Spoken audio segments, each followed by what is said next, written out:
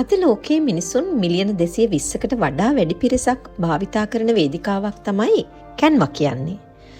ඔබත් සමහර විට කැන්වා භාවිතා කරලා ඇති පෝස්ටර්, සමාජ මාධ්‍ය ග්‍රැෆික් වීඩියෝස් වගේ දේවල් හදන්න. නමුත් ඔබ දන්නවද මේ ලෝක ප්‍රසිද්ධ වේදිකාව පිටුපස ඇත්තේ වරක් ආයෝජකයින් 100කට වඩා වැඩි පිරිසක් විසින් ප්‍රතික්ෂේප කරන ලද තරුණියකගේ කතාවක් කියලා.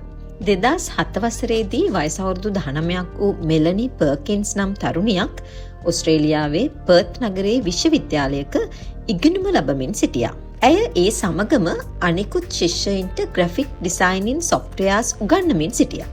ඒ තරුණියාද කැන්වාහි CEO.